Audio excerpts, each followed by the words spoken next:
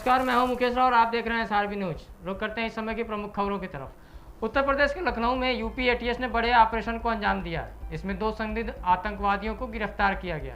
इनका आतंकी संगठन अलकायदा से लिंक होने का शक जताया जा रहा है। दोनों लोगों की गिरफ्तारी लखनऊ के काकोरी इलाके से हुई है। इनके पास से प्रेशर कुकर, बम और अन्य हथियार और दस्तावेज मिले हैं। शक है कि ये लोग किसी बड़ी घटना को अंजाम देने की प्लानिंग कर रहे थे। पकड़े गए एक संदिग्ध का नाम शाहिद है, वही मलिहाबाद का रहने वाला बताया जा रहा है। जिस मकान पर छापा पड़ा वो शाहिद का ही है। यहाँ वह अपने परिवार के साथ रहता है और मोटर गैराज का काम करता है। यूपी के अयोध्या जिले में ब्लॉक प्रमुख चुनाव में हार के बाद समाजवादी पार्टी ने एक प्रेस वार्ता का आयोजन किया है। इस अवसर पर सपा के वरिष्ठ नेता और पूर्व कैबिनेट मंत्री अवधेश प्रसाद ने कहा कि संत कबीर नगर में BDC के पिता का निधन हुआ था और अंतिम संस्कार के समय BDC का अपहरण कर लिया गया। वहीं इटावा में भाजपा कार्यकर्ताओं के द्वारा पुलिस पर हमला किया गया। उन्होंने कहा कि उत्तर प्रदेश में भाजपा ने ईमानदारी से जीत दर्ज नहीं की है। सत्ता के बल पर भाजपा ने जीत दर्ज की है। वहीं 2022 में जब चुनाव होगा तो इनके उम्मीदवारों की जमानत जब्त हो जाएगी। आपको पता है कि समाजवादी पार्टी लगातार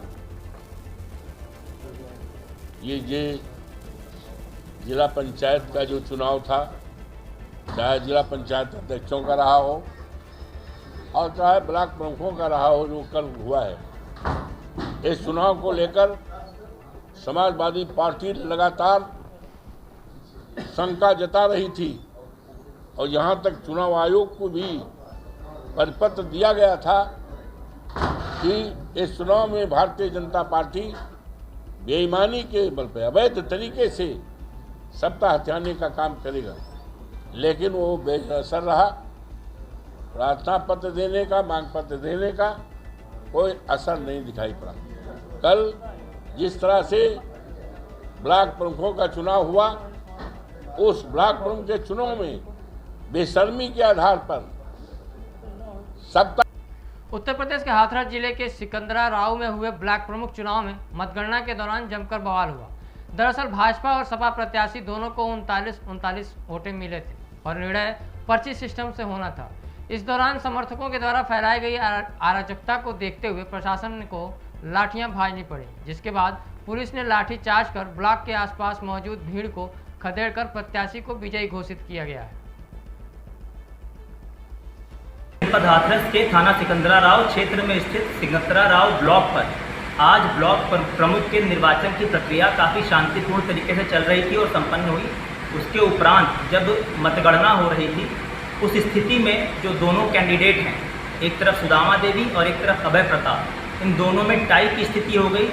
उसके बाद टाई के आगे की प्रक्रिया प्रशासन द्वारा की जा रही थी। इस दौरान बाहर जो दोनों पक्ष के प्रत्याशियों के समर्थक थे, उसमें अभय प्रताप के समर्थक ब्लॉक के बाईं ओर लगभग 200 मीटर दूर बैरिकेडिंग की तरफ रुके हुए थे।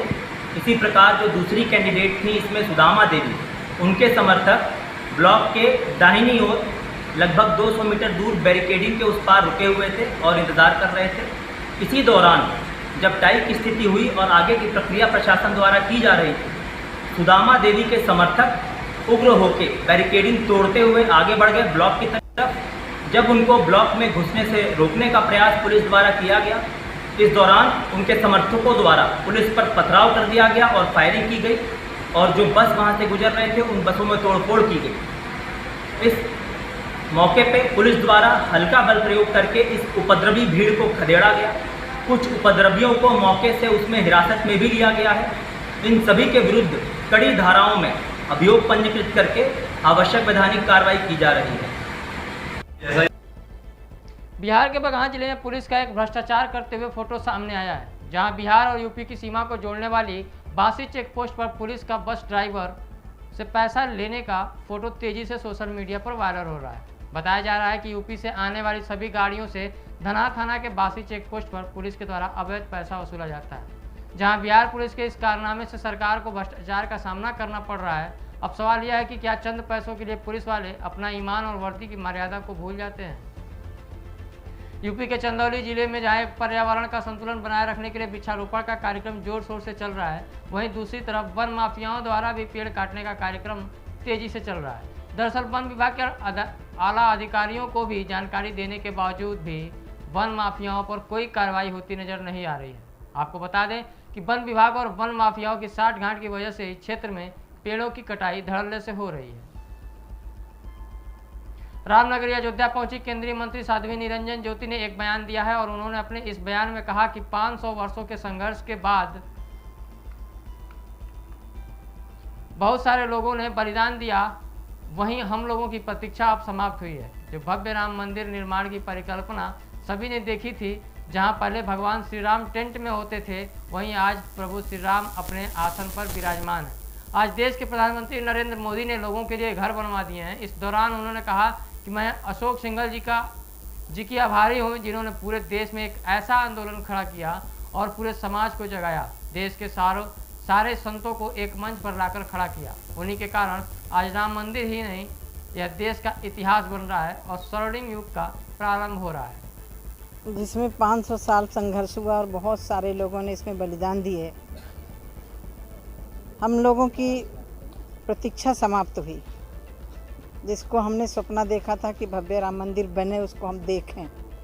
और मैं जब आज रामलला जी के दर्शन कर रही थी, मैं दवाई थी, टाट में थे, आज वो अपने ठाठ में बैठे थे, तो हमारे साथी राजेंद्र जी कह रहे थे, राम जी ये कह रहे थे, पहले सबको घर मिले फिर मुझे अपना बाद में घर चाहिए। तो मोदी जी ने घर भी जनता के शुरू करवा दी, तब उनका भी काम शुरू हो रहा है।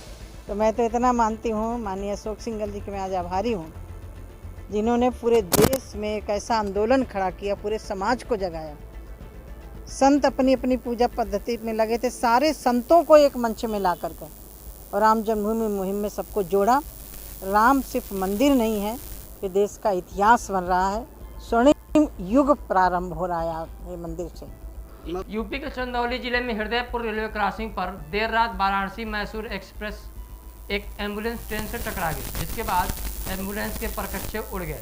फिलहाल इस घटना में कोई भी हताहत नहीं हुआ है। वही सूचने के बाद मौके पर आरपीएफ, जीआरपी समेत अन्य रेलकर्मी पहुंच गए हैं और बाधित रेल रूट को शुरू कराया गया है।